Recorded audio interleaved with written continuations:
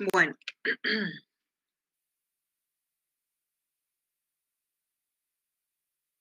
la definición de peritonitis es la inflamación e infección del peritoneo del parietal y visceral, que recubre los órganos intraabdominales y también se refleja en la pared. Saben que la inervación del peritoneo visceral es autónoma del plexo solar y del peritoneo parietal es somática y la misma inervación que la piel y los músculos. ¿Cómo puede llegar a infectarse ese peritoneo? Por varias vías de contaminación. Puede ser por una vía directa o local, puede ser que llegue a través de una vía linfática. Por ejemplo, el estreptococo puede llegar por vía linfática, se disemina bastante bien por vía linfática. Por vía hemática, el ejemplo es el neumococo. En el caso de una neumonía, puede venir por la sangre hasta el peritoneo e infectar. Por vía canalicular, en el caso de las afecciones de las mujeres a nivel de las trompas, salpingitis o boritis, y por vía canalicular llegan hasta el peritoneo abdominal. Y por translocación bacteriana significa transmural, a través de las capas. Voy a dar ejemplo de cada uno. Entonces, las vías de contaminación por vía directa o local. Puede ser por perforación de los órganos intraabdominales. El ejemplo, cuando se perfora una úlcera gástrica duodenal. La úlcera gástrica suele ser frecuente en la curvatura menor del estómago y la duodenal en la primera porción del duodeno. La mayoría de las veces se perforan en cara anterior. Otro puede ser por la ruptura de una colección, un absceso intraabdominal, una dehiscencia de una sutura. Un paciente que se sometió a una cirugía tuvo una sutura de intestino y puede volverse a abrir esa sutura. Eso significa dehiscencia, apertura de los puntos de la sutura. Por traumatismos con perforación a nivel de la pared abdominal, ya sea por arma blanca o arma de fuego. Por vía hemática, los gérmenes pueden llegar a través de la sangre. Generalmente eso se ve en pacientes que tienen cirrosis, que el paciente con cirrosis, como el hígado está fibrosado, está rígido, aumenta la presión de la porta, hipertensión portal. Como hay aumento de la presión venosa, el líquido sale de la vena, entonces hay un transudado por aumento de la presión venosa. Y en esos casos, como hay líquido en cavidad peritoneal, puede pasar por vía transmural, o sea, por la pared, porque el intestino está en la cavidad, dentro de la cavidad, y ahí también hay líquido. Entonces, por translocación bacteriana. Otra puede ser también por vía linfática, los ganglios mesentéricos que están inflamados. Los estreptococos pueden empezar a infectar a nivel de las amígdalas, a nivel de la cadena ganglionar cervical, y eso se disemina por vía linfática y puede llegar hasta los ganglios mesentéricos. También puede ser por vía canalicular en el caso de procesos infecciosos de transmisión sexual que infectan las trompas de falopio en los ovarios. A eso se le llama salpingitis, cuando es a las trompas. Y puede ser también una peritonitis por difusión de gérmenes, por las perforaciones de las vísceras. Entonces, todos esos gérmenes que están en esas vísceras infectadas, inflamadas, se diseminan por toda la cavidad. Entonces, estas son las vías de contaminación. Al cirujano el que más le interesa es la clasificación secundaria, que es por perforación de las vísceras. Por ejemplo, cuando se perfora una apendicitis aguda gangrenosa, una colecistitis aguda gangrenosa, una diverticulitis aguda del colon, grado 3 o grado 4, o una enfermedad pélvica inflamatoria, que serían las salpingitis también.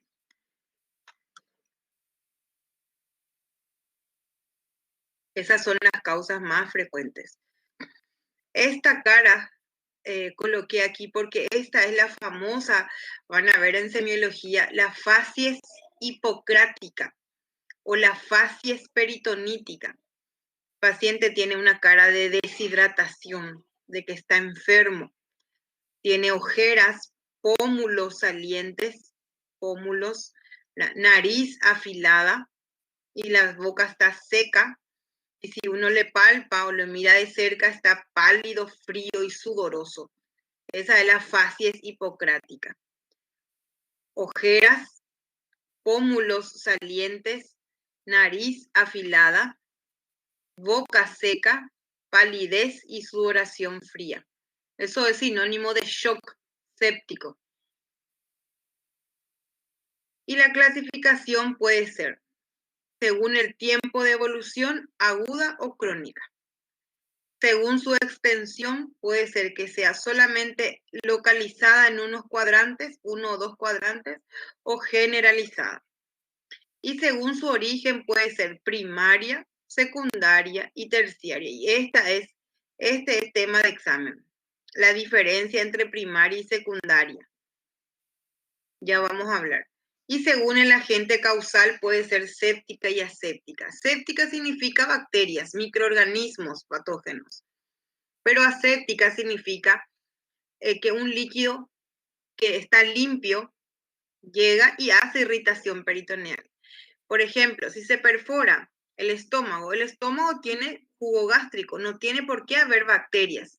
Sé que algunos tienen Helicobacter pylori, pero no todos, y tampoco el Helicobacter pylori en sí es un germen virulento, porque es un germen que puede sobrevivir a la acidez del estómago, justamente porque tiene una cápsula que le protege contra esa acidez. Por ejemplo, si se perfora la vesícula también en condiciones normales es bilis, o sea, es un líquido limpio, aséptico. Lo mismo si se perfora o por un trauma del uréter, se rompe el uréter, la orina tiene que ser limpia.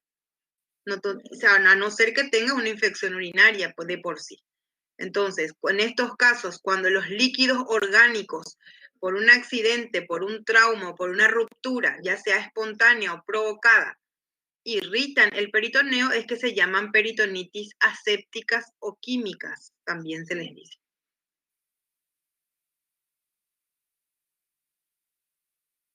Bueno, y acá está la clasificación, primaria, secundaria y terciaria. La primaria, la enfermedad peritoneal no es debido a un foco séptico dentro de la cavidad. La secundaria, las causas son frecuentes y están dentro de la cavidad peritoneal, o sea, una apendicitis aguda gangrenosa, una úlcera perforada del estómago o del duodeno, una colecistitis aguda gangrenosa. Esa es una causa secundaria. Y una causa terciaria significa, para que sea terciaria, tuvo que haber una causa secundaria, una cirugía previa. O sea, que generalmente se debe a que el mecanismo de defensa del huésped, del paciente, es inadecuado o a las infecciones también intervienen ante el organismo del paciente, quiere decir que no logra detener la infección. En el caso de la terciaria pueden ser varias cosas que ocurrió. O no se hizo una buena técnica de asepsia en la cirugía, no se limpió correctamente la cavidad.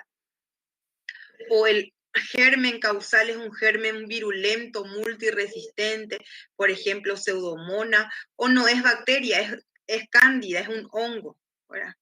O otra causa puede ser que la carga de antibióticos que estaban usando para profilaxis o para prevención de la infección no es la adecuada, o el antibiótico no es la adecuada como para poder erradicar totalmente el foco infeccioso. Entonces, en la terciaria ven que persiste, a pesar de que se hizo una cirugía para limpiar, persiste el foco infeccioso. Bueno, entonces, voy a las diferencias. Primaria.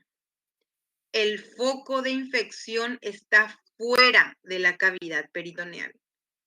No es un órgano que está dentro infectando al peritoneo, sino llegó ya sea por vía hemática, por vía linfática, por vía canalicular, transmural. Entonces, el foco de infección es extraabdominal. Sin embargo, en la secundaria, el foco de infección es intraabdominal, pues el apéndice, la vesícula, el colon, que está infectado. La segunda diferencia es la causa, las bacterias. En la primaria, generalmente un germen solo es el causante de la infección. Por ejemplo, una neumonía del pulmón, una neumonía, puede ir por vía hemática e infectar el peritoneo por la sangre. Y la neumonía es causada por un germen, es más frecuente el neumococo. Otro ejemplo es el de la ascitis. El paciente que tiene cirrosis, hipertensión portal, ascitis, líquido en cavidad, la Escherichia coli que está dentro del intestino suele ser la que infecta el peritoneo. Un solo germen. Entonces es monomicrobiana. Otro ejemplo es el de las adenitis mesentérica que les dije, ¿verdad? El estreptococo que llega por vía linfática. Entonces solamente el estreptococo causa. Otro ejemplo clásico en los adultos es la tuberculosis. La tuberculosis es causada por el Mycobacterium tuberculosis. Entonces, ese llega por vía hemática y hace una peritonitis primaria. Sí, yo así. Extraperitoneal y extraabdominal es lo mismo. En realidad se dice extraabdominal. Y la secundaria, el foco de microorganismos es polimicrobiano. Eso va a depender de la flora del órgano afecto. O sea, que si es que es el intestino, la flora que infecta el peritoneo es la flora intestinal. La Escherichia coli, Klebsiella, Proteus, Serratia, bacteroides, o sea, son bacilos gram negativos, aerobios y anaerobios. Si es estómago, más bien hay gram positivos, pero también pueden haber gram negativos. Bueno, y la terciaria es cuando persiste el foco de infección a pesar del tratamiento quirúrgico anterior. Eso puede deberse por una técnica de asepsia inadecuada o una mal lavado de la cavidad, por gérmenes multiresistentes, por inmunosupresión del paciente. Su sistema inmunitario no está apto como para poder combatir esa infección, o la carga de antibióticos que se acompaña al tratamiento quirúrgico no es la adecuada.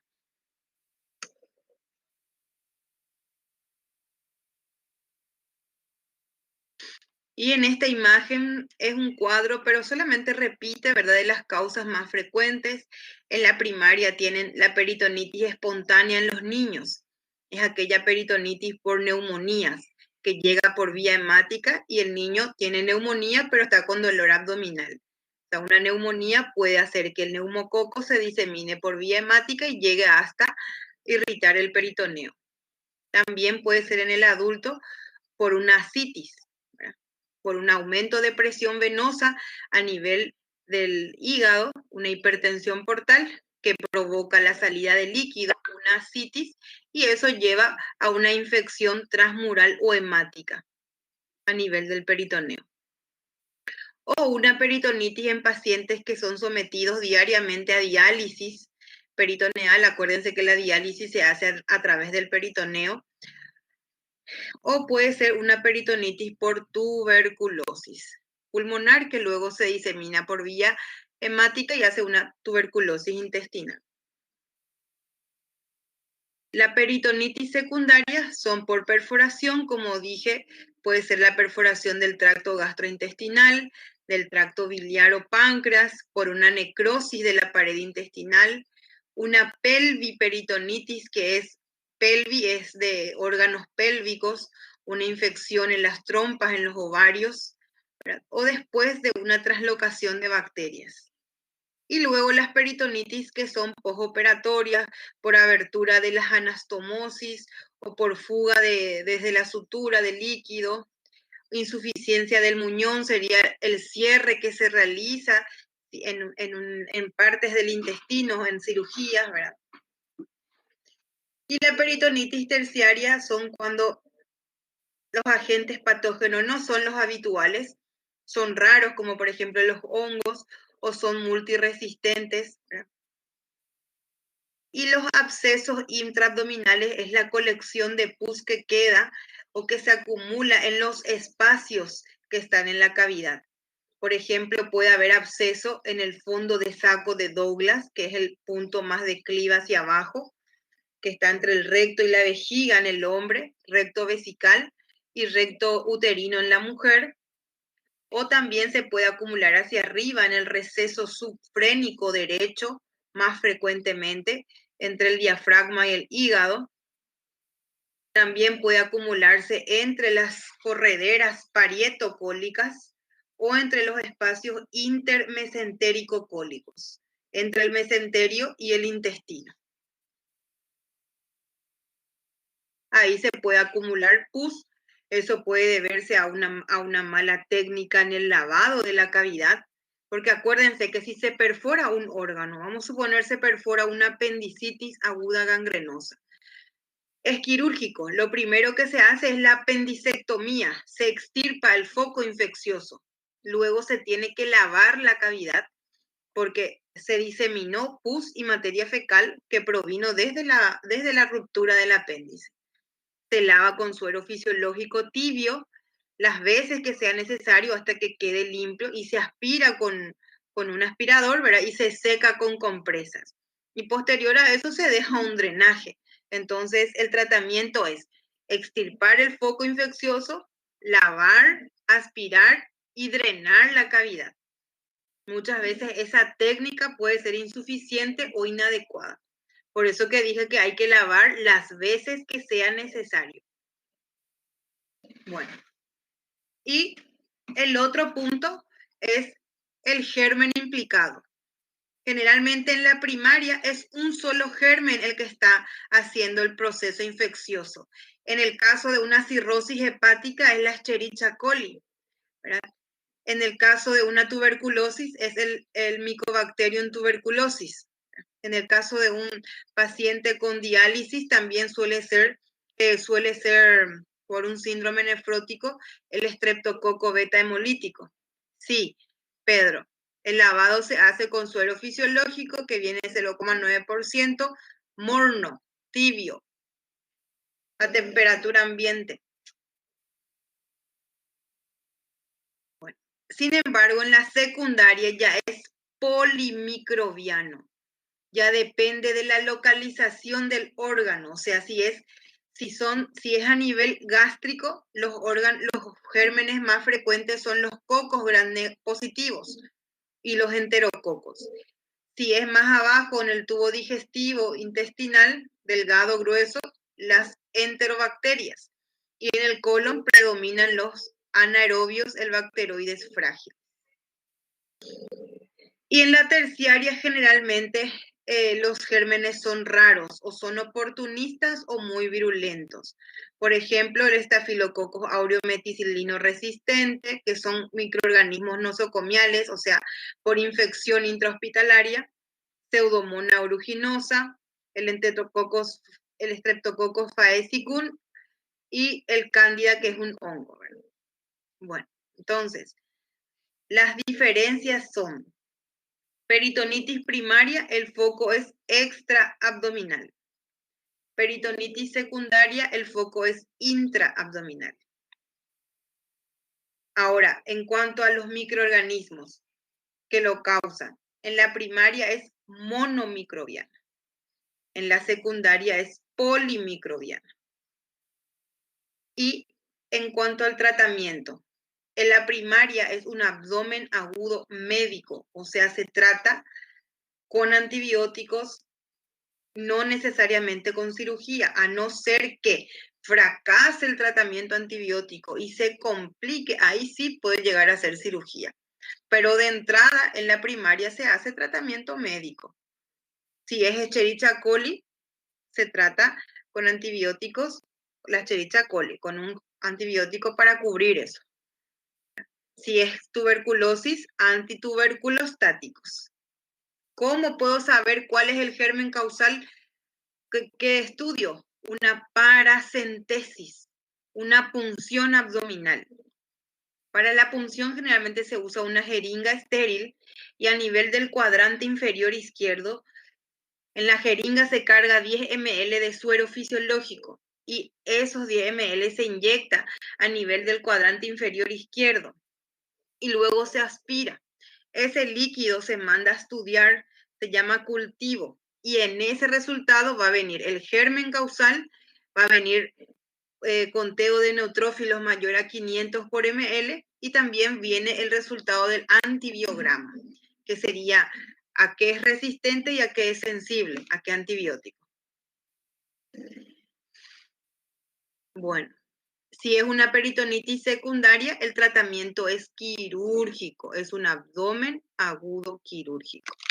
Y en la cirugía, cuando se hace la apertura de la pared o por videolaparoscopía, se hace colección del líquido también, se colecta el líquido y se manda a estudiar para mejor manejo del postoperatorio. Ya se sabe el germen y el antibiograma.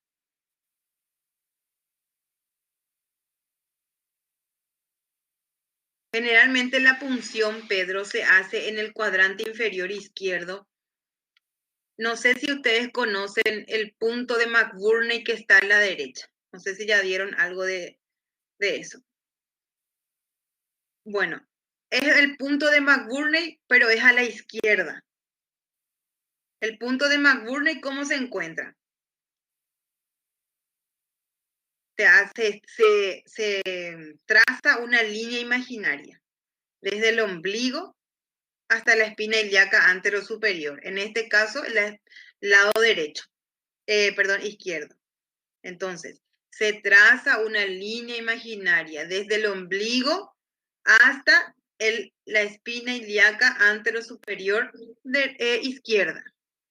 Esa línea se divide en 3 partes iguales. En la unión de los 2 tercios internos, o sea que de la parte más cercana al ombligo, y el tercio externo, entonces ahí se punza, porque es una zona generalmente más avascular.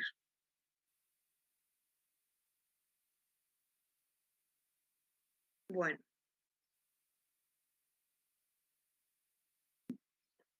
La fisiopatología.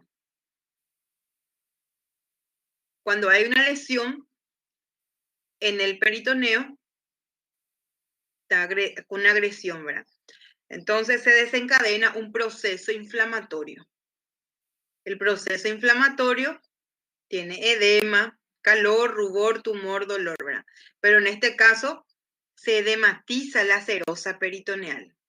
Y eso también provoca, además del edema, exudación.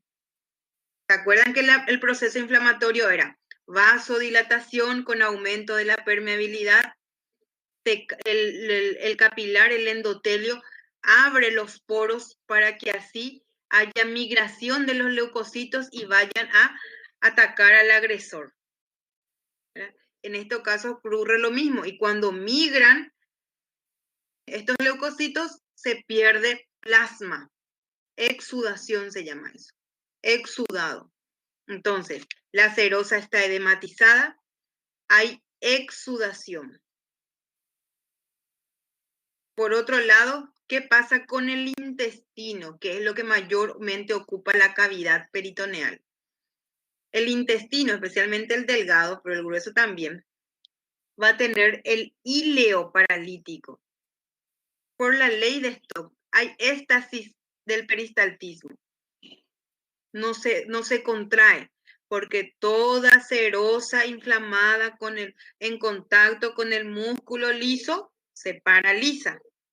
Ley de Stokes se llama eso. Todo músculo liso en contacto con una serosa inflamada se paraliza. Entonces no hay movimiento intestinal, no hay intercambio de líquidos, no hay absorción, no hay secreción, no hay excreción. Las asas intestinales se dilatan porque se acumula materia fecal dentro. Hay proceso de fermentación acumulado dentro. Entonces, por eso que se dice de que hay un secuestro de líquido dentro de la luz del intestino. Y a eso se le llama también tercer espacio.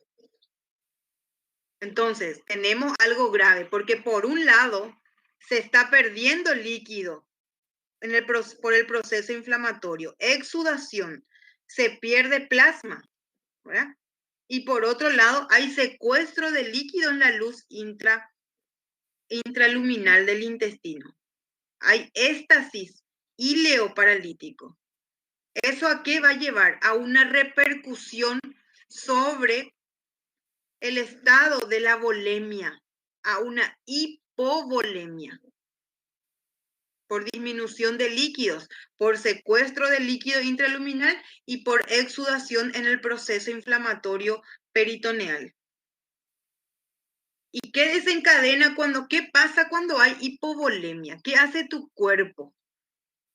Por un lado, adrenalina, noradrenalina, vasoconstricción periférica. Por otro lado, antidiurética, orina menos para poder ahorrar el líquido. Oliguanuria tiene el paciente, orina poco.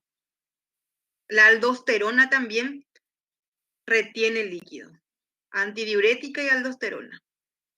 Adrenalina, noradrenalina. ¿Verdad? Bueno, entonces, ¿qué pasa cuando el riñón no filtra lo suficiente? No se depura el organismo. Hay un desbalance hidroelectrolítico y eso genera una alteración ácido-base. Acidosis metabólica va a haber. Y por otro lado, se rompe la barrera mucosa y hay translocación bacteriana. Por esa éstasis de materia fecal acumulada. Se translocan las bacterias hacia el torrente circulatorio. Se rompe la mucosa y si se rompe la mucosa es lo que protegía de la luz de donde estaba la materia fecal a las capas del intestino. Cuando se rompe la mucosa, ¿verdad? Eso hace de que se trasloquen las bacterias a los vasos sanguíneos que están en la submucosa muscular y pasa al torrente circulatorio. Cuando hay bacterias en el torrente circulatorio, el paciente está en sepsis, infección generalizada. Por otro lado, tenemos una hipoperfusión tisular. ¿Por qué? Y porque dijimos hipovolemia. Entonces, al haber menos líquidos, ¿verdad?, en la sangre, eso también altera la difusión de oxígeno tisular. ¿Y eso a qué lleva? A que todo el oxígeno que haya en el cuerpo se concentre más en el corazón y el cerebro. Y la parte periférica queda con hipoxia tisular. Entonces, mi cuerpo, para compensar ese déficit de oxígeno, entra en una vía que se llama vía del ácido láctico. Es una vía donde no se utiliza oxígeno. Utiliza el ácido láctico, es una vía anaerobia. En esos casos, cuando ya hay hipoperfusión tisular, el paciente ya está en shock séptico. Bueno, entonces esta es la fisiopatología. Serosa peritoneal inflamada, tercer espacio por el secuestro de líquido, deshidratación por la hipovolemia, acidosis metabólica por el desbalance hidroelectrolítico, translocación bacteriana que me va a llevar a sepsis, hipovolemia, ¿verdad?, falla renal, acumulación de proteínas en el líquido, sí, eso es exudación, aumento del metabolismo basal, cierto, aumento del metabolismo basal, hipoxia y falla respiratoria a consecuencia de la hipoperfusión, falla hepática, acá ya hay shock hipovolémico, alteración de los electrolíticos, shock séptico y muerte. Esa generalmente es la secuencia como va evolucionando una peritonitis. Bueno, acá hablo otra vez un poco sobre la fisiopatología. hay un líquido que está irritando en la cavidad peritoneal. Eso puede ser pus, puede ser jugo gástrico, bilis o demás, ¿verdad? Eso produce sobre la pared abdominal manifestaciones semiológicas que indican irritación peritoneal.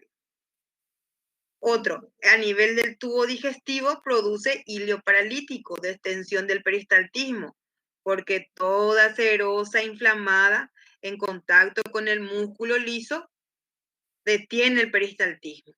Entonces las asas intestinales están distendidas. También hay un mecanismo de vía humoral activada en forma sistémica. Se liberan citoquinas, citocinas, y por eso hay fiebre, leucocitosis, taquicardia, signos de sepsis y de deshidratación en el torrente circulatorio. Esto se debe a la hipovolemia, como dije, se libera la adrenalina, noradrenalina, la ADH, la aldosterona, y según donde se origina, según el órgano afecto, ¿verdad? Donde estén las colecciones, vamos a tener los signos de irritación peritoneal, ¿verdad? Bueno, hay algo también que ocurre. Cuando uno tiene un órgano inflamado dentro de la cavidad, hay dos caminos. El camino más fácil es que evolucione, se perfore el órgano inflamado y dé una peritonitis. El otro camino es que trate de encapsularse, ¿verdad? La colección o el exudado inflamatorio, creando una membrana piógena que bloquea y evitando de que ese órgano se perfore. Entonces, esa membrana piógena bloquea la colección formando abscesos, colecciones de pus. Eso impide o demora la diseminación y el pasaje de los gérmenes y toxinas a la circulación general. Acuérdense que cuando hay un exudado inflamatorio alrededor de la víscera afecta, eso tiene líquido, plasma, leucocitos, fibrina, y luego son invadidos por los gérmenes. Entonces, eso forma la membrana piógena tratando de retrasar ese proceso de perforación y de diseminación. Cuanto más bloqueo se produzca, menos repercusión sistémica va a haber, menos graves va a ser a nivel sistémico. Pero ¿de qué va a depender esa capacidad de bloqueo? ¿Por qué no todos entonces no tenemos mayor capacidad de bloqueo? Porque depende del germen causal, del mecanismo de defensa y de las condiciones locales en que está ese proceso infeccioso. Ahí va a determinar la capacidad de formar o no la membrana piógena. El germen, por ejemplo, va a depender otra vez de la capacidad del patógeno y de la cantidad. Si hay mucha cantidad, probablemente la capacidad de bloqueo sea menor. Entonces, menos bloqueo, se va a formar peritonitis difusa y es más grave a nivel sistémico. Pero cuanto más bloqueo haya, la peritonitis va a ser más localizada y menos grave.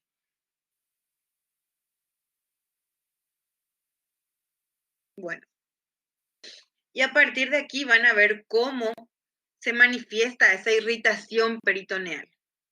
Esto es una imagen donde está el paciente acostado en decúbito dorsal. La parte naranja, ven que es el peritoneo. Luego eso verde, el peritoneo parietal. Bueno, a nivel de la pared, con la mano, uno va a profundizar la mano para poder palpar el abdomen. Cuando la mano profundiza y toma contacto con esa colección de pus o la víscera inflamada, se van a presentar esas manifestaciones de irritación peritoneal. Entonces, la irritación del peritoneo parietal produce manifestaciones que se detectan en la pared abdominal. Distintos grados de intensidad de irritación del peritoneo parietal se manifiestan con grados de reacción de la pared. O sea que esas manifestaciones pueden ser desde leve, moderado, más intenso, hasta que es lo más intenso posible, que son 4 cruces. A la hora que ustedes van a escribir en su historia clínica, el grado de irritación peritoneal van a poner así: grado de irritación 1 cruz cuando es leve, 2 cruces es lo que llamamos la defensa muscular. 3 cruces es lo que llamamos el dolor a la descompresión brusca. Comprime y al descomprimir duele intensamente. Y 4 cruces ya es aquella que es continuada y sostenida e involuntaria, que es la contractura abdominal. Estos se pueden detectar con la mano, ¿verdad? Por la palpación. Acuérdense que también cuando la colección de pus va hasta el fondo de saco de Douglas, se puede hacer la misma, pero por el tacto rectal o vaginal. Y si al tactar y está ocupado por pus, con pus o líquido, va a ser doloroso y va a estar ocupado. Abombado también se dice. Bueno, una cruz. La irritación es mínima. Generalmente se produce un grado de tensión bien localizado a nivel del órgano afecto. Por ejemplo, en el caso del inicio de una colecistitis aguda, de una apendicitis o otra víscera que esté inflamado. Es bien localizado y es por el contacto mínimo entre el foco séptico y la pared se produce esa irritación peritoneal mínima. Una cruz.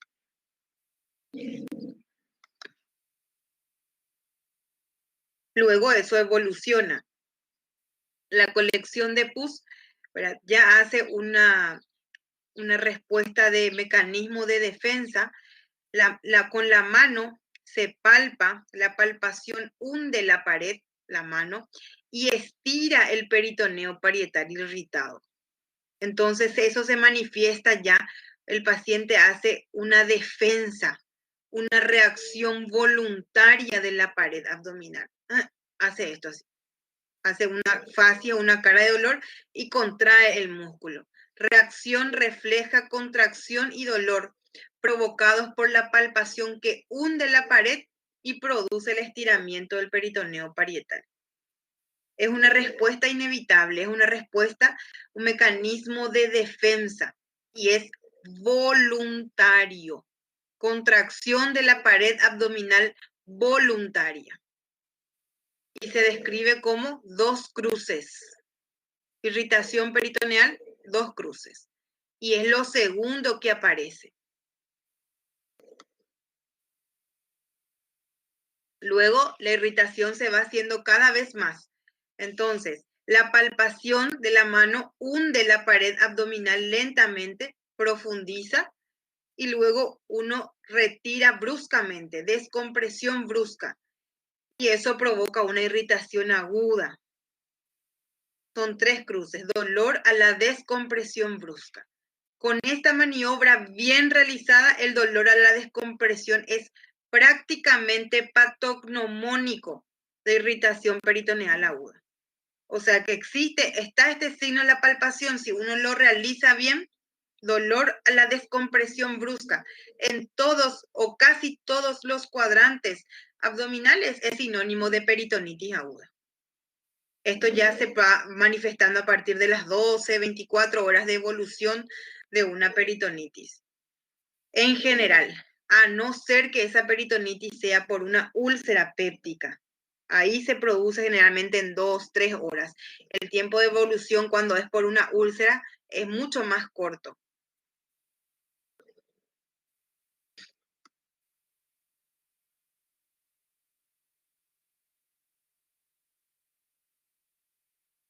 Mínima irritación.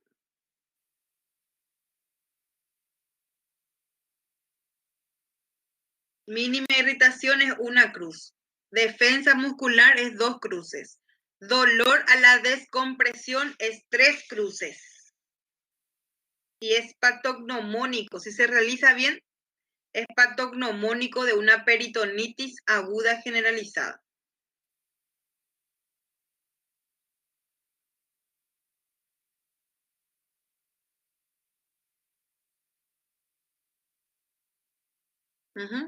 Bueno. En la práctica se considera un grado igual o mayor a la irritación que la defensa, o sea que uno a más que la defensa. Luego, las 4 cruces, que es el abdomen en tabla o la contractura abdominal. Ya es una contracción, ven que hace una contracción sostenida y permanente de los músculos de la pared, con dolor a la palpación y estiramiento del peritoneo parietal. Quiere decir que pus o líquido está ocupando ya casi toda la cavidad y está en contacto directo con ese músculo, contrayéndole en forma sostenida y permanente. Es involuntario. Y aquí el paciente ya tiene una excursión respiratoria ausente o fijeza respiratoria. Ni siquiera mueve el abdomen para respirar. El dolor parietal es intenso. Bueno. Entonces, la peritonitis aguda bacteriana, las características sí son: 1, el origen generalmente es más frecuente secundaria a la lesión o a una enfermedad abdominal del tracto digestivo o ginecológico. 2, la patogenia, la instalación y desarrollo de los gérmenes altamente patógenos en la cavidad peritoneal. 3, la gravedad, la serosa peritoneal, ¿verdad? Hay mucha permeabilidad, el paso de gérmenes y toxinas a la circulación, entonces eso evoluciona a un cuadro de sepsis grave y puede ser de forma rápida. Después de sepsis ya es shock séptico. A nivel de la serosa provoca el híleo paralítico, que significa que los ruidos hidroaéreos van a estar ausentes, hay secuestro de líquido, por eso hay dilatación de las asas, distensión.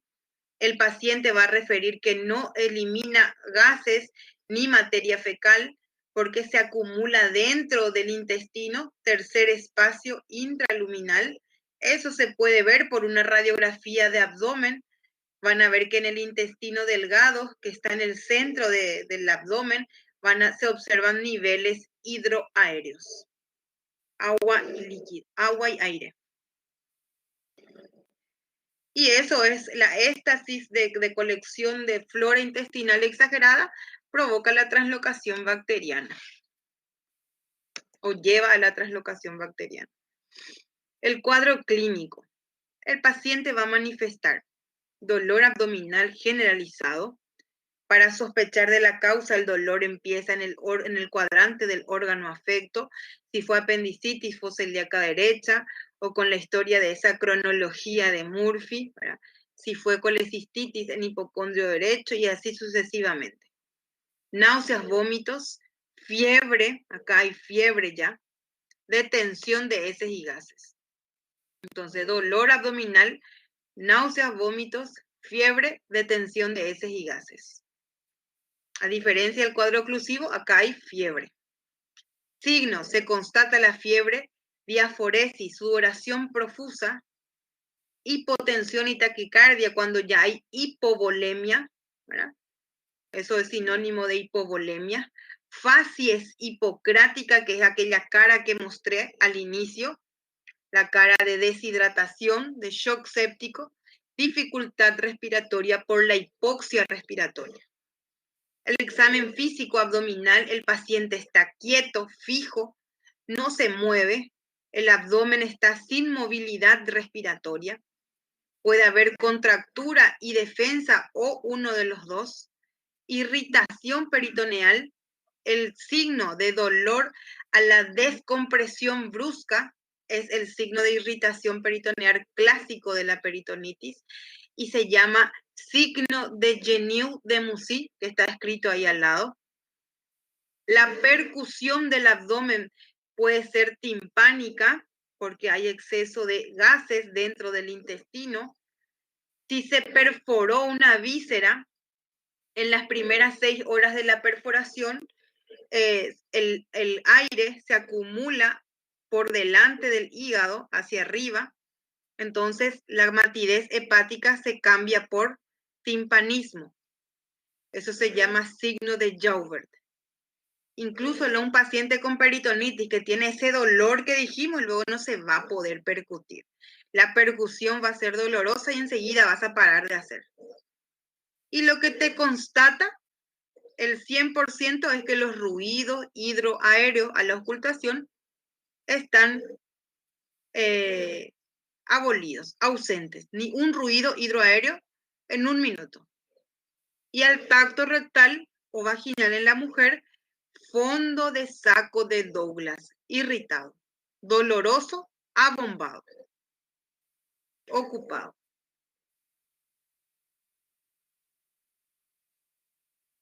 Bueno, ¿qué es lo que primero y después se manifiesta, ¿verdad? Los signos y síntomas tempranos son, en las primeras horas de evolución, dolor de inicio brusco, progresivo, continuo, que se exacerba con los movimientos, con la respiración. Cara de dolor, expresión de dolor, facies dolorosa. El paciente prefiere estar acostado y se queda quieto, porque de esa forma calman poco más el dolor. O sea, adopta una posición de decúbito dorsal preferencial. Prefiere estar así porque así se atenúa el dolor. Fiebre 39 grados con disociación axilorectal. Hay ese cambio de temperatura, esa diferencia entre la axila y el recto mayor a 1 grado centígrado. Quiere decir que está irritado, inflamado el peritoneo. Náuseas, vómitos y anorexia. Tardíos, poquito más avanzado podríamos decir ya después de 36 horas de evolución, 24, 36 horas, ya hay depresión de la conciencia, porque ya está con estado de shock, hipotensión, taquicardia, taquipnea, respiración superficial, oliguria, porque hay falla renal ya, complicaciones ya con fallas respiratorias o falla cardiovascular o falla cardíaca o una coagulopatía intravascular diseminada, el paciente está en shock séptico entrando en una falla múltiple orgánica.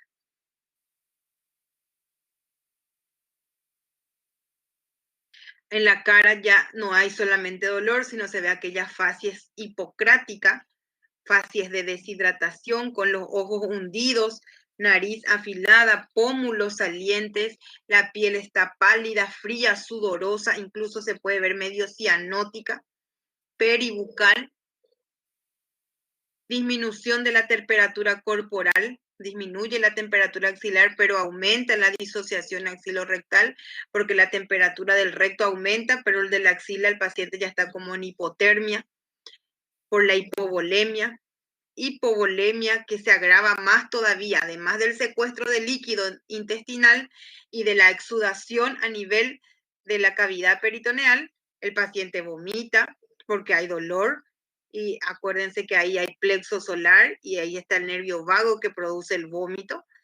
Vómitos profusos, incluso ya puede haber hematemesis, porque ya se daña la mucosa del intestino y al lesionarse puede tener hematemesis, sangrado. Puede haber también episodios de diarrea, que en realidad mal llamado diarrea son deposiciones líquidas en pequeñas cantidades, a veces son muy fétidas, puede tener melena por la ruptura de la mucosa, puede ya desaparecer el dolor, porque ya hay necrosis, significa eso, y ahí ya desaparece el dolor. Lo que ya aumenta ahí es la distensión abdominal, ya hay ausencia del signo de Bloomberg o el signo de dolor a la descompresión, y lo que más se aumenta es si el dolor en el fondo de saco de Douglas, doloroso, ocupado o abombado. Luego tienen la semiología.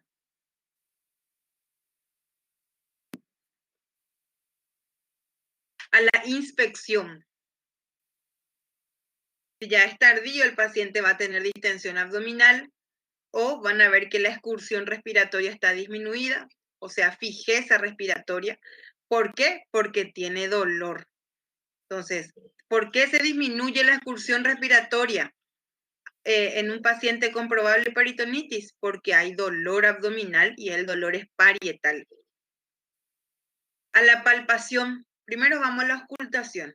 Antes de la palpación, los ruidos hidroaéreos están ausentes, hay silencio abdominal, Luego, a la palpación, perdón, a la percusión, timpanismo, porque hay gases dentro del intestino, exceso de gases. Signo de Joubert, que es el cambio de la matidez hepática por aire, ¿verdad? Por la perforación de las vísceras, si es estómago, duodeno, o si es apéndice, víscera hueca. A la palpación, los signos de irritación peritoneal. A veces, con el solo hecho de apoyar la mano, palpación superficial, ya siente dolor, hiperestesia.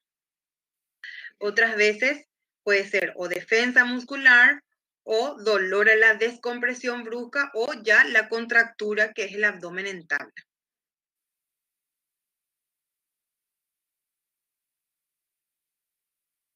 Y acá se resume lo que dije, ¿verdad? A la inspección, a la auscultación, a la percusión y a la palpación. Esto más bien es semiológico, semiología.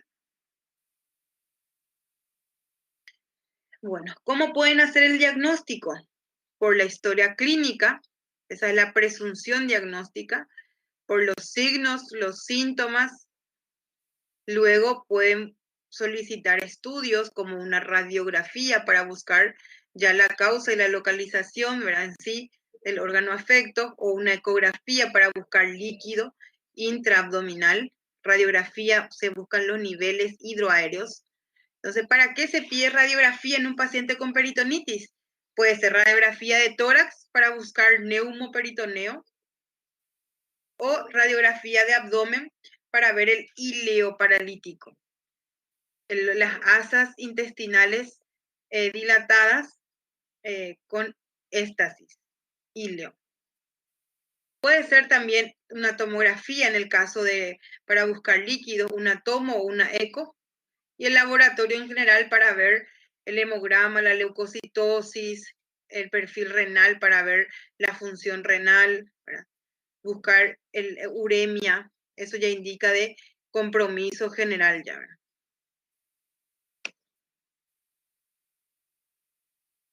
Electrolitos porque está deshidratado, gasometría arterial, entonces hemograma, ureacreatinina, glicemia, descartar siempre diabetes, electrolitos porque está deshidratado, hay que medir el potasio, el sodio, gasometría arterial para ver si tiene acidosis o alcalosis metabólica, generalmente tienen acidosis metabólica. Entonces, estos son los estudios que se solicitan. Clínica, historia clínica, examen físico. Laboratorio, hemograma, ureacreatinina, electrolitos, orina simple, gasometría arterial puede ser también. Imágenes, radiografía de tórax, radiografía de abdomen, ecografía abdominal o una tomografía. La radiografía de tórax para ver esto que está acá. Esta línea que ven acá blanca hacia arriba es el diafragma, es mi diafragma derecho. Y esto blanco que ven acá es el hígado. Hay un espacio negro, ¿verdad?, entre ellos. Eso es neumoperitoneo. Eso significa que hay aire por encima y delante del hígado. Neumoperitoneo. Signo de Popper se llama.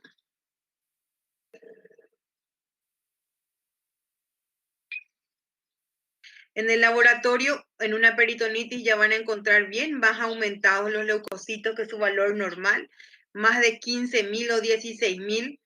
El hematocrito está aumentado por deshidratación, hemoconcentración. Los electrolitos van a estar disminuidos, el sodio, el potasio. Hiperamilasemia porque hay un compromiso, una irritación del peritoneo y con eso también a nivel del tubo digestivo.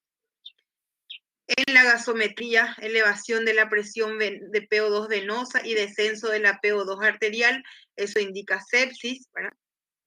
Y un examen de orina para descartar alguna patología renal. En la radiografía de abdomen van a ver el íleo paralítico, o sea, las asas intestinales dilatadas o paréticas, niveles hidroaéreos, paredes lisas y delgadas. Eso le da una imagen que lo llaman como signo de revoque o vidrio esmerilado. Y en la radiografía de tórax van a ver colecciones subdiafragmáticas, líquido o neumoperitoneo, que se llama signo de Popper.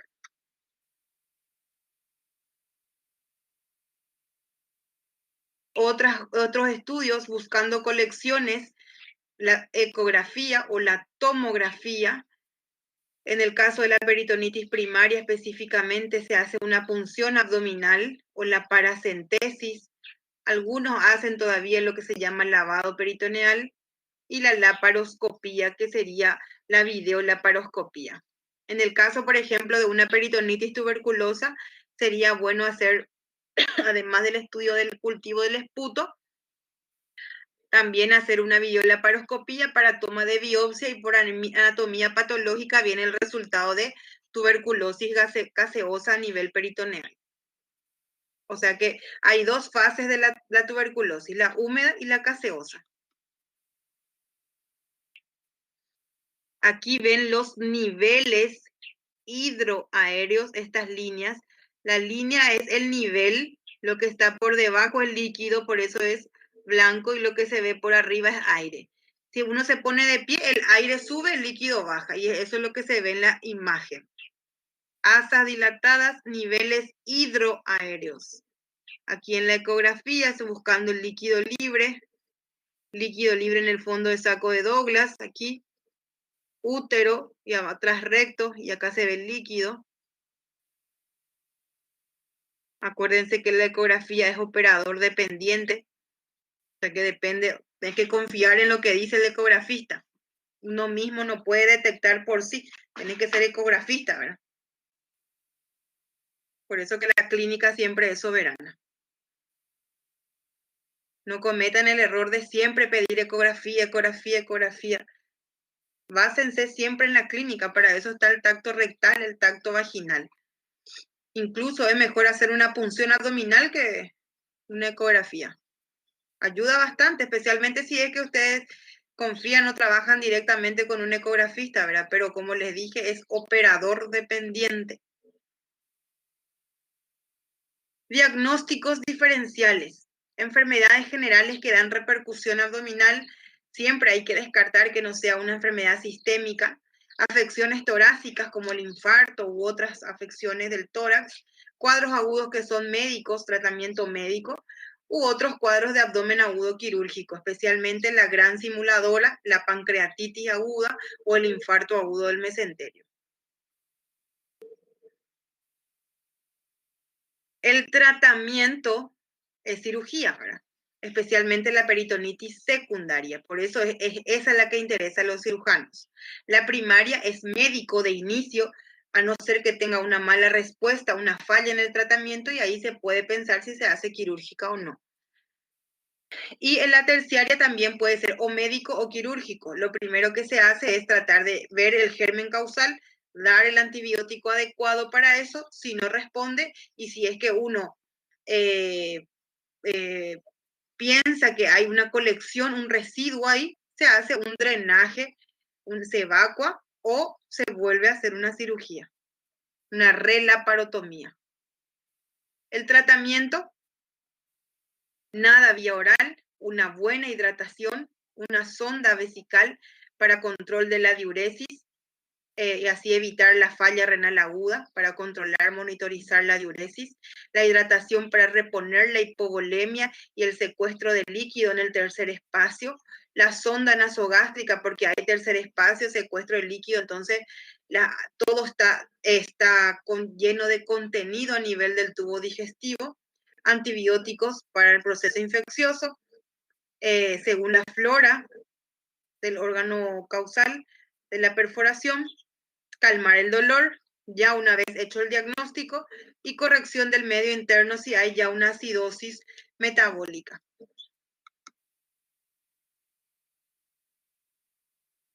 Esto es un abdomen abierto, se llama laparostomía. ¿Qué pasa cuando las asas intestinales tienen el secuestro del líquido del tercer espacio? Hay un aumento de presión dentro de la cavidad. Eso se llama síndrome compartimental. Entonces muchas veces se ingresa así por corte en la cavidad, se hace un corte en la línea media. Las asas están tan dilatadas, extendidas, y entonces no se puede cerrar, aquí no alcanza el abdomen para cerrar. y se deja por un tiempo indefinido el abdomen abierto unos días. Se espera que se deshinche, que disminuya el proceso inflamatorio edematoso del síndrome compartimental y ahí se intenta el cierre definitivo. Esto se llama abdomen abierto o laparostomía, abocamiento al exterior o comunicación con el exterior. Laparostomía. Y esto que está cubriendo se llama bolsa de Bogotá, tiene un nombre, algunos dan otros nombres, pero eso es lo que se suele colocar. Después se cierra normal, una vez que disminuye el proceso edematoso e inflamatorio. La técnica quirúrgica siempre hay que hacer una vía de abordaje, en este caso una incisión mediana. La línea media es la vía de abordaje principal para las peritonitis. Línea mediana, o sea, incisión mediana, supraumbilical, suprapara o puede ser suprapara infraumbilical. De necrosis, no, si el tejido está vivo, el intestino está vivo, no hay riesgo de necrosis. Y para eso se pone esta bolsa de Bogotá, que es un material estéril. Estos pacientes, lógicamente, que están en terapia intensiva. Necrosis no va a haber, necrosis va a haber si el tejido tiene isquemia tisular. Para eso se lava bien, se limpia, se quita todo el tejido necrótico y se va haciendo curaciones diarias. No, difícilmente. Para eso todos los días le vas a hacer curaciones, Pedro. No, no se va a quedar muchos días, probablemente se va a quedar 3, 5, 7 días como máximo. En eso ya tiene que ir disminuyendo.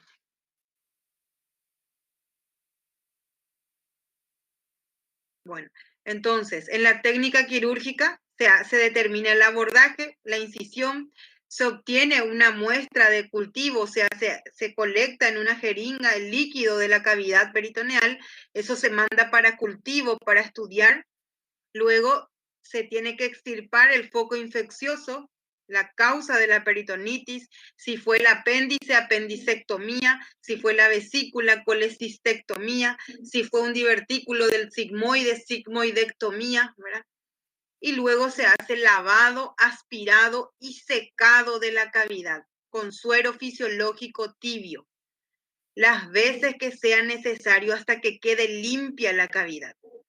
Luego se intenta cerrar. Si no se puede cerrar, se deja abierto por unos días hasta que disminuya el síndrome compartimental y se deja un drenaje generalmente por el cual va saliendo todo el líquido o el remanente que queda.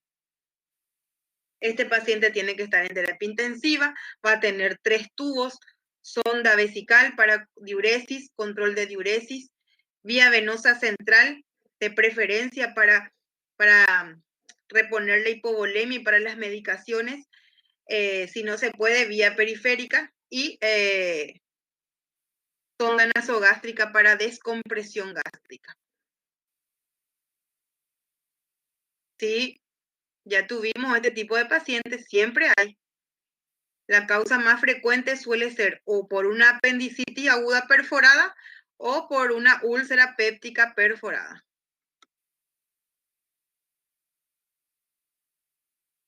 Bueno, esto es un algoritmo. No necesariamente ahora tienen que aprender. Yo así, sí, pero ojalá que dentro de poco ya puedan venir otra vez por aquí y ahí vamos a poder hacer prácticas. Creo que va a salir todo bien. Un poco más de paciencia. Aparte que ustedes están empezando recién, tienen todavía unos 3 años para aprovechar. Pero hay muchos pacientes con peritonitis, casi siempre se ve.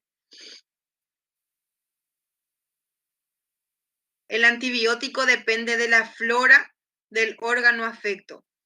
Si es intestino lo que se perforó, por ejemplo el apéndice, tenés que usar antibióticos que cubran los gérmenes de la flora intestinal. En la flora intestinal hay bacilos gram negativos aerobios, como la Escherichia coli, Proteus, Serratia, y también hay bacilos gram negativos anaerobios, como el Bacteroides fragilis. Entonces ahí tenés que buscar un antibiótico que cubra bacilos gram negativos aerobios, como por ejemplo las quinolonas o la cefalosporina de tercera generación, que son de mayor espectro, y los anaerobios, que por ejemplo el metronidazol o la clindamicina, que cubren los anaerobios. Entonces, cuanto más gérmenes implicados y virulentos, antibióticos de mayor espectro. Se puede hacer un solo, doble esquema o triple esquema antibiótico. El metronidazol se usa para cubrir anaerobios, ciprofloxacina, quinolona, aerobios. Generalmente se usa o ciprometro o ceftriaxona metro, o si no hay metronidazol, clindamicina, o si tiene reacción adversa al metronidazol, la clindamicina.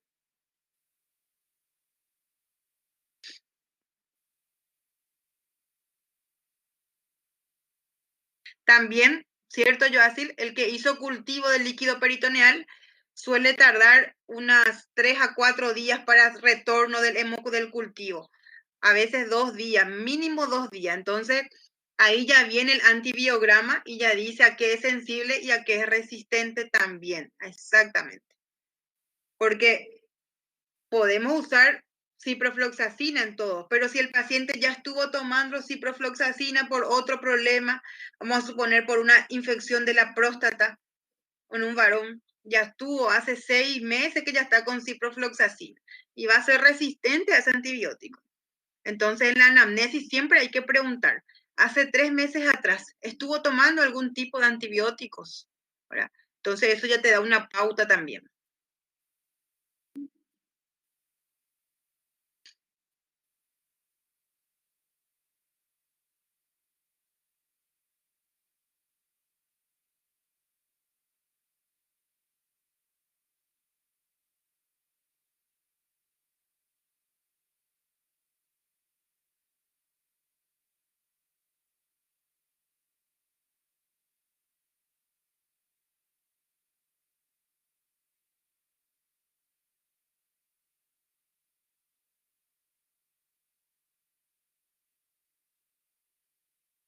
Y si se olvida y no sirve, no ayuda la historia de que te contó. Ahí únicamente el antibiograma se empieza con un antibiótico empírico, un antibiótico que cubre la mayoría de esos gérmenes del órgano afecto que sospecha, y después se espera el resultado del antibiograma.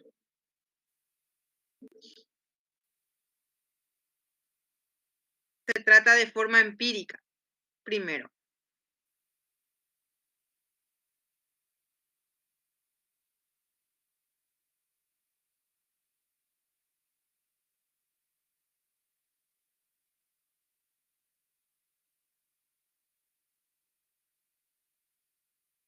Sí, Johnny, decime.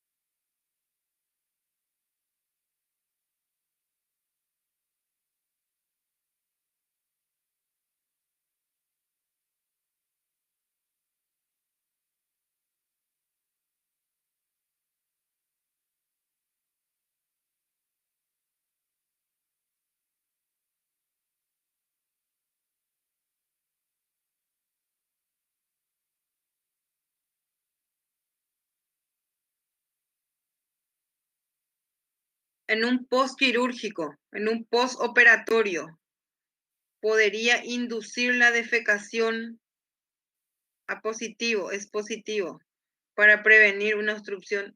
No, tenés que hacer que el intestino reaccione solo, porque justamente el inducir te puede provocar afecciones funcionales más de larga data. Normalmente en 24 horas o en 36, máximo 2 días, tienen que empezar el intestino moverse solo.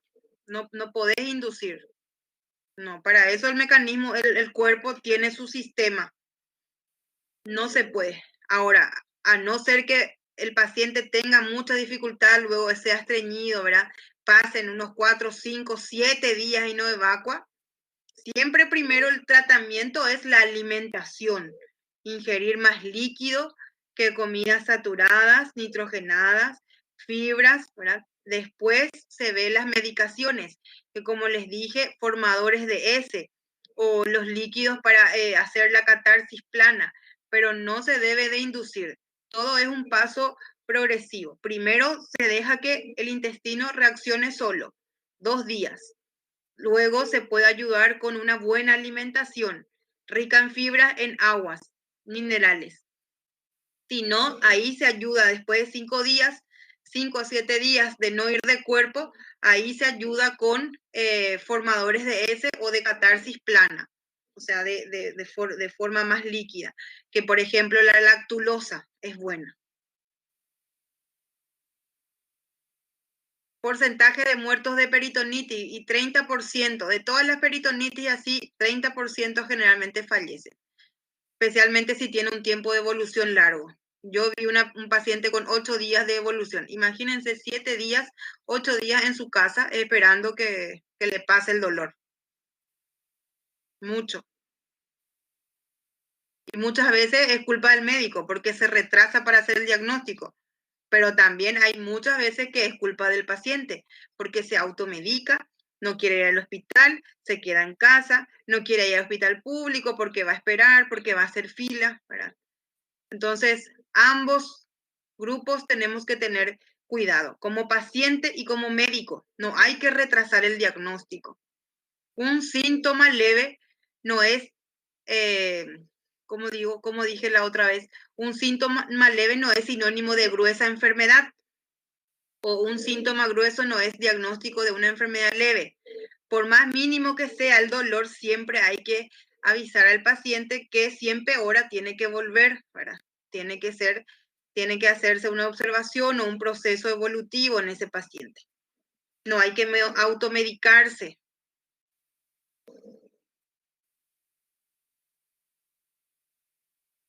Sí, enmascara la enfermedad. Renato, se quedó 7 días en casa porque no quería ir al hospital. Fue a la farmacia y compró un analgésico y un antibiótico que le recetó el farmacéutico, sin discriminar al farmacéutico. Yo sé que ellos hacen también su trabajo, pero el médico es el que debe diagnosticar para poder tratar.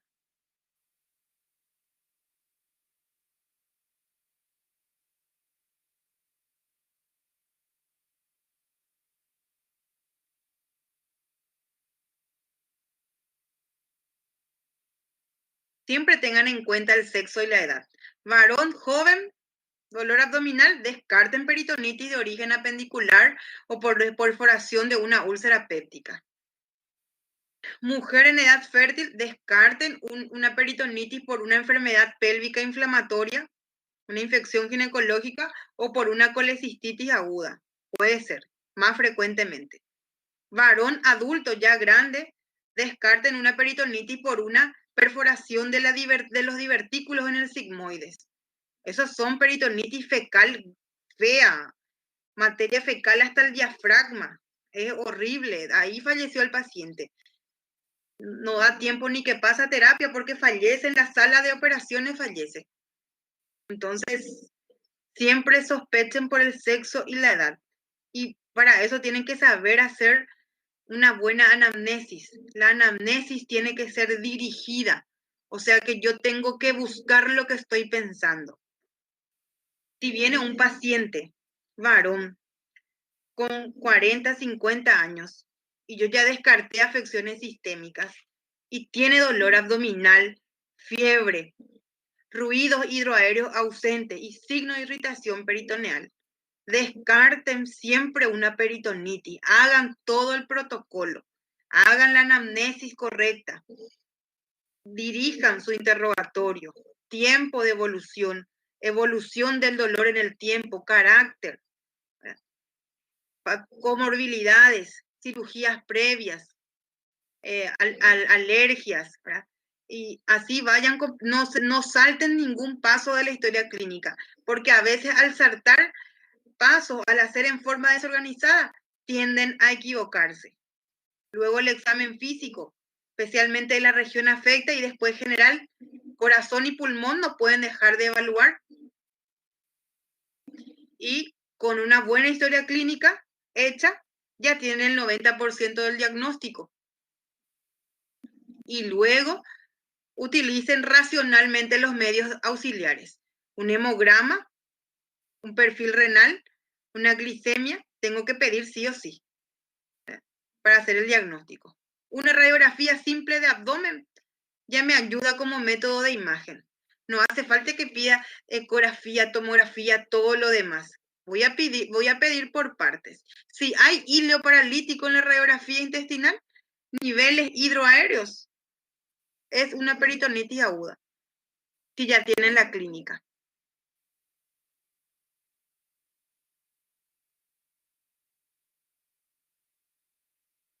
Yo así, el hilo paralítico se da porque la serosa inflamada, el peritoneo está en contacto con el músculo liso. Y el músculo liso tiene inervación del plexo de Auerbach. El plexo de Auerbach tiene fibras nerviosas simpáticas y parasimpáticas.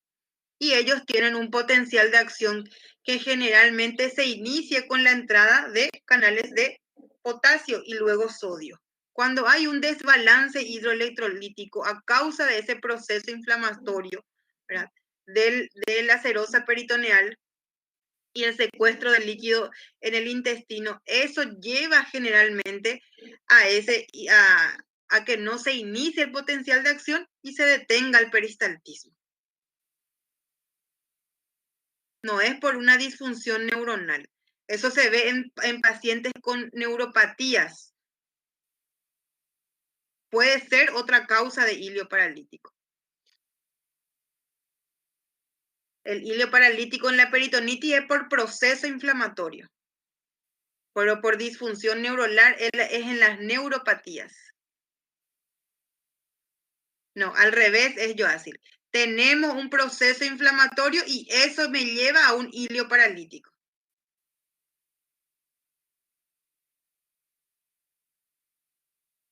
Pero así es. Tenemos un proceso inflamatorio que toma contacto con el peritoneo y eso para el peristaltismo y eso es hilio paralítico. Bueno, está. ¿Alguna pregunta más?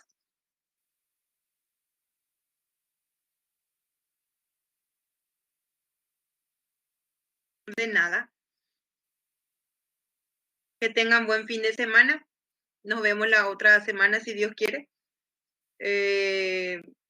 No sé si ya tienen programado parcial, pero avísenme por la delegada y vamos a ver ahí para hacer un repaso. ¿Ok? Gracias. Gracias. Chao, chao. Igualmente, Joacil, para ustedes todos, buen fin de semana.